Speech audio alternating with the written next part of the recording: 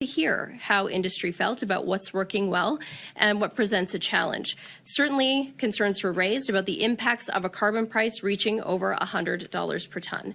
That is why, effective immediately, we're freezing the industrial carbon price. This will provide a stable, predictable, and effective environment for companies to operate and remain competitive. It will also benefit sectors across the economy, including agriculture, forestry, and manufacturing, helping reduce costs, grow industries, and of course, keep Albertans working. We're keeping Alberta competitive, standing up for our workers, our industries, and our economy. We are absolutely a leader when it comes to energy and resource development, but also when it comes to emissions reduction. This is our jurisdiction, not Ottawa's. And if the federal government wants to work together to keep our economy strong, respect the Constitution, and do the right thing for the environment, they can follow the path forward that has been outlined by the Premier over the last couple of weeks. Thank you, and we are happy to answer any questions that you may have. There you have it, ladies and gentlemen, a massive announcement coming out here from the provincial government of Alberta. They have officially froze the industrial carbon tax. Alberta freezes industrial carbon price at $95 a ton. And according to the federal government, by the end of this decade, they wanted it to hit $170 a ton. That is utter madness. We have Danielle Smith herself going a little bit further into this and what exactly is happening behind the scenes here. This is major breaking news. Alberta is taking the steps to remain independent and keep Ottawa out of their province. They rely on, from healthcare to education. That's why it's so important that we listen to industry concerns and help develop a business environment where they can thrive. And what we have heard from industry is that any further increases to the industrial carbon tax past $100 per ton would be detrimental to their businesses and would diminish their competitiveness in the market.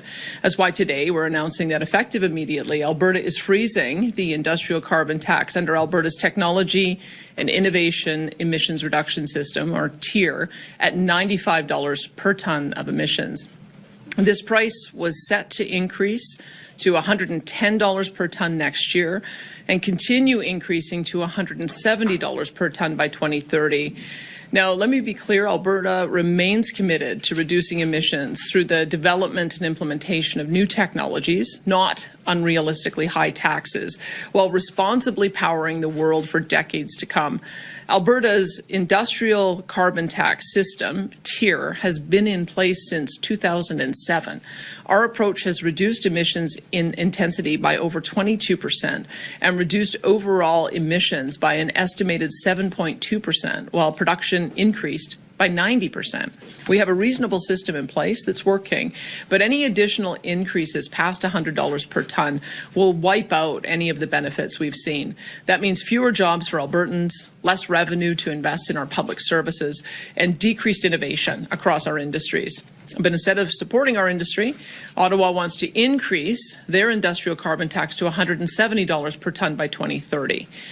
Now, if industry told us that any increase past $100 per ton would be harmful, you can imagine what a $170 ton industrial carbon tax would do to our industry. That would be devastating to Alberta's economy. This is yet another example of Ottawa overstepping into our provincial jurisdiction with reckless policies that damage our industry. This is on top of the anti-industry and anti-development policies passed by Liberal and NDP politicians in Ottawa to cap production, landlock Alberta's resources, destroy our reliable and affordable electricity grid, and ultimately to put Albertans out of work and ruin our economy.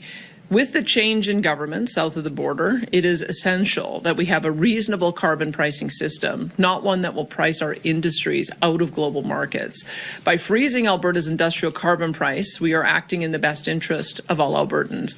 We are providing certainty, stability, and economic relief to the businesses that contribute so much to all of Canada. And we are supporting the energy producers whose expertise and innovation are quite literally shaping the world's energy future. But this freeze doesn't just benefit our energy industry. It's also agriculture, forestry, petrochemicals, and other industries that make the products the world needs, that contribute so much to our economy and create jobs that enable hardworking Albertans to provide for their families.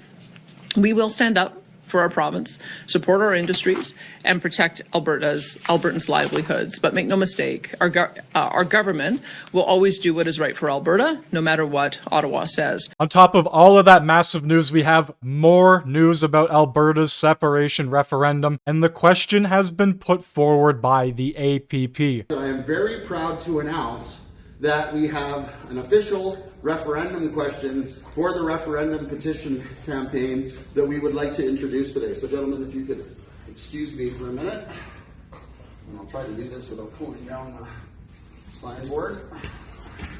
That is the question that will be on the ballot for the Alberta referendum. It states quite simply, do you agree that the province of Alberta shall become a sovereign country and cease to be a province of Canada, yes or no? And going even further, the Alberta Prosperity Project says they are ready and waiting for the right moment to launch a separation referendum. We're there. We could call for that petition right now. But very clearly, we want to win the referendum. It's not just winning the petition. So over time, we will make an internal decision at the level of the board of directors as to when we will submit the petition question, collect the signatures. At that point, we feel as though we're going to be very close, if not at the point of winning the referendum. So there you have it, guys. A lot of big news coming from Alberta. The wheels are in motion. Big things are happening right now. And canceling or freezing the industrial carbon tax is a massive move from Alberta. To see that it would increase to 170 by the end of the decade would simply decimate the main backbone of that province. Billions and billions of dollars simply gone. I want to know what you think down in the comment section below. Make sure you hit that like button, hit that sub button if you're new, and I'll see you in the next one.